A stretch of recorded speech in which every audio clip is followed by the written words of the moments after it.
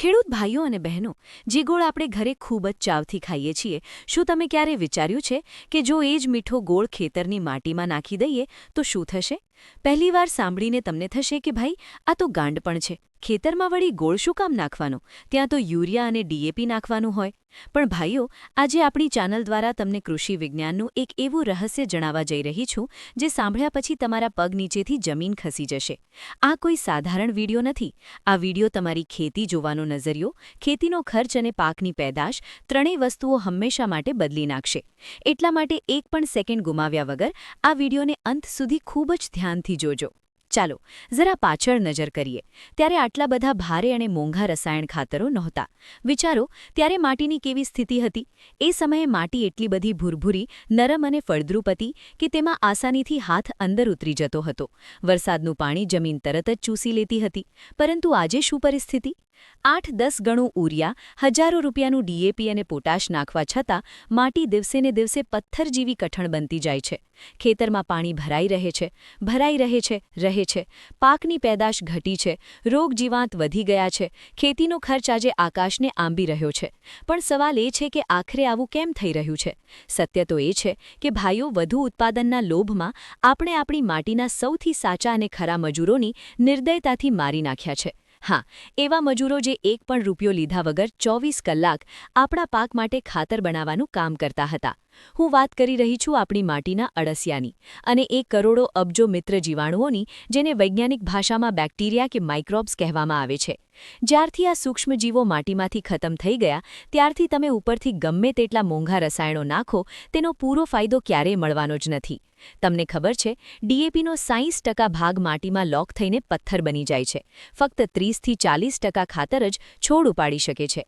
અને આ લોક થયેલું ખાતર કોણ ખોલે? આ જ મિત્ર જીવાણુઓ.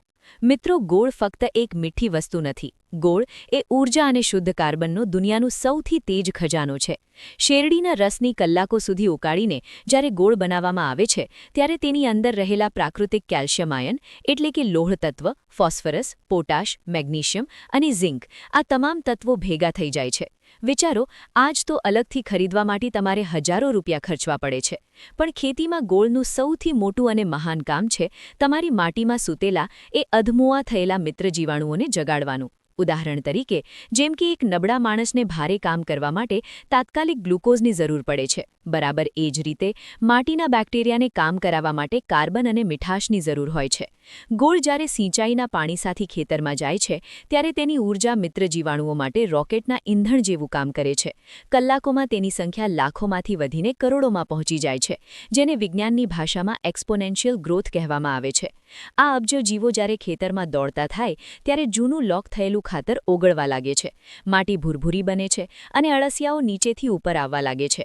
અને યાદ રાખજો, જ્યાં અળસિયા આવ્યા ત્યાં સમજી લેજો કે તમારી માટી ફરીથી જીવંત થઈ ગઈ.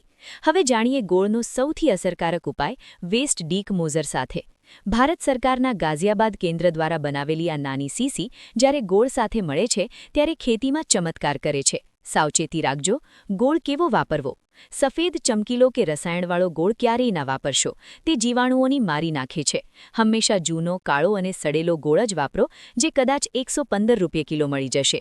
આ કાળો ગોળ જ ખેતી માટે અમૃત છે. બનાવવાની રીત ખૂબ જ સરળ છે. 1 લીટરનો પ્લાસ્ટિકનો ડ્રમ લઈ તેને છાયણામાં રાખો. ડ્રમને સાફ પાણીથી ભરો. 3. 2 કિલો જૂનો કાળો ગોળ ભૂકો કરી અંદર ઓગાળો. 4. વેસ્ટ ડીકમ્પોઝરની છેલ્લે લાકડીની સળીથી અંદર નાખો. ધ્યાન રાખજો, તેને સીધો હાથ અડાડવો નહીં. 5. ઘડિયાળના કાંટાની દિશામાં, એટલે કે લોકવાઇઝ 5 મિનિટ હલાવી જાળીથી ઢાંકી દો. 7 દિવસ સુધી રોજ સવાર સાંજ 2 મિનિટ હલાવતા રહો. 7 દિવસ પછી જ્યારે દ્રાવણ સફેદ જેવું અને ખાટી મીઠી સુગંધ આવે, ત્યારે સમજી લેજો કે તમારું શક્તિશાળી જૈવિક ખાતર તૈયાર છે. વાપરવાની રીત પણ સાવ સરળ છે. સિંચાઈ વખતે નાળા પાસે ડ્રમ રાખી તેનું નળ ખોલી દો, જેથી તે પાણી સાથે આખા ખેતરમાં ફેલાઈ જાય. 1 એકર માટે 200 લીટર પૂરતું છે. જો ડ્રીપ ઇરિગેશન હોય તો કપડાથી ગાળીને વેંચુરી દ્વારા ચલાવો. જ્યારે આ ગોળ જમીનમાં જશે ત્યારે માટીની કઠણતા તૂટશે, મૂળનો વિકાસ તોફાની બનશે અને પેલું લોક થયેલું ખાતર પણ ઓગળવા લાગશે. તમારો પાક જોતજોતામાં જ ઘટાદાર અને લાલચોળ થઈ જશે. મિત્રો, ગોળનો બીજો અને સૌથી શક્તિશાળી ઉપયોગ છે જીવામૃત. સંપૂર્ણ જૈવિક ખેતી માટે જીવામૃત એ કોઈ સંજીવનની બુટ્ટીથી ઓછું નથી અને તેમાં ગોળનો સૌથી મોટો ફાળો છે. 200 લીટર ડ્રમ માટે તમારે આટલી સામગ્રી જોઈશે: 10 કિલો દેશી ગાયનું તાજું છાણ, 10 લીટર ગૌમૂત્ર, 1 કિલો કોઈપણ કઠોળનો લોટ એટલે કે બેસન, 1 કિલો જૂનો કાળો ગોળ અને 1 મુઠ્ઠી વડ કે પીપળાના મૂળની શુદ્ધ માટી, જ્યાં ક્યારેય રાસાયણિક ખાતર ના નાખવામાં આવ્યું હોય. આ મિશ્રણની 7 દિવસ સુધી સળગવા દો. ગોળ અને બેસણથી આથા આવવાની એટલે કે ફર્મેન્ટેશનની પ્રક્રિયા શરૂ થશે. ગોળની મીઠાશને કારણે બેક્ટેરિયાની સંખ્યા 7 દિવસમાં અબજો સુધી પહોંચી જશે. 7 દિવસ પછી આ જીવામૃતને સિંચાઈના પાણી સાથે ખેતરમાં ચલાવો. યાદ રાખજો, જો તમે આ રીતે જીવામૃત વાપરશો તો બહારથી કોઈ પણ મોંઘા ખાતર લાવવાની જરૂર નહીં પડે. મિત્રો, શું તમે જાણો છો, ગોળનું માત્ર જમીનમાં જ નહીં પણ પાક ઉપર સીધો સ્પ્રે પણ કરી શકાય છે. હા, જ્યારે પાકમાં ફૂલ આવવાની શરૂઆત થાય પછી તે ટમેટા, મરચી, રીંગણ, પપૈયા, આંબા કે લીંબુ હોય ત્યારે ગોળનો સ્પ્રે જાદુઈ અસર કરે છે. 15 લીટરની ટાંકીમાં માત્ર 50થી 60 ગ્રામ ગોળ ઓગાળો. જો તમે સાથે થોડું ગૌમૂત્ર ઉમેરશો તો તે વધુ સારું રહેશે. આનાથી 2 મોટા ફાયદા થશે. પહેલો ફાયદો, ગોળની મીઠાશથી મધમાખી અને બીજા મિત્ર કીટકો વધુ આકર્ષાય છે, જેનાથી પરાગનયન એટલે કે પોલિનેશન શાનદાર થાય છે. એક પણ ફૂલ નીચે નહીં કરે અને દરેક ફૂલ મોટા અને તાજા ફળમાં બદલાઈ જશે. બીજો ફાયદો, ગોળની મીઠો રસ પાંદડા દ્વારા છોડને તાત્કાલિક ઊર્જા આપે છે. પાંદડાનું કદ વધશે અને પાક પર એક અલગ જ કુદરતી ચમક આવશે.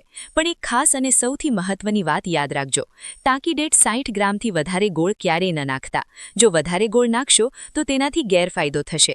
ખેતરમાં કીડીઓ અને કાળી મસી અથવા ફૂગ આવવાની શક્યતા વધી જશે.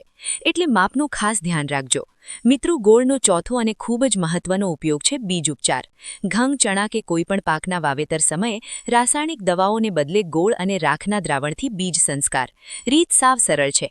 થોડું ગોળનું પાણી બીજ પર છાંટો અને તેની ઉપર રાખ અથવા ટ્રાઇકોડર્મામાં ભેળવી દો. તમને જાણીને નવાઈ લાગશે કે ગોળ બીજની ચારે બાજુ જીવાણુઓનું એક રક્ષક કવચ બનાવે છે. જ્યારે આ બીજ જમીનમાં જાય છે ત્યારે ગોળની ગરમી અને ઊર્જાને કારણે બીજનું અંકુરણ જબરદસ્ત થાય છે. સૌથી મોટો ફાયદો એ છે કે શરૂઆતના દિવસોમાં કોઈ પણ ફૂગ કે જીવાણ તમારા બીજને નુકસાન નહીં પહોંચાડી શકે. તમારા છોડ શરૂઆતથી જ તંદુરસ્ત અને મજબૂત બનશે. ખેડૂત ભાઈઓ અને બહેનો, જો ખેતીનો ખર્ચ અડધો કરવો હોય અને આવનારી પેઢીઓ માટે જમીનને ફળદ્રુપ રાખવી હોય તો આપણે પ્રકૃતિ તરફ પાછા વળવું જ પડશે. અને દેશી ખેતીમાં ગોળથી સસ્તો, શ્રેષ્ઠ અને અચૂક વિકલ્પ બીજો કોઈ નથી. એકવાર આ પ્રયોગ કરી જુઓ. જમીનનો બદલાયેલો રંગ અને પાકની ચમક તમને પોતાની મેળે જ બતાવી દેશે કે ગોળમાં કેટલી તાકાત છે. જો તમને આ માહિતી ગમી હોય તો અત્યારે જ આ વિડીયોને લાઇક કરો, નવી માહિતી મેળવવા માટે ચેનલને સબસ્ક્રાઇબ કરો અને પહેલું ઘંટડીનું બટન જરૂર દબાવજો. આ માહિતી તમારા દરેક ખેડૂત મિત્રો, સગાવાલાર અને ગામના દરેક વોટ્સએપ ગ્રુપમાં જરૂર શેર કરજો, જેથી દરેક ખેડૂત પોતાની માટી બચાવી શકે. ગોળ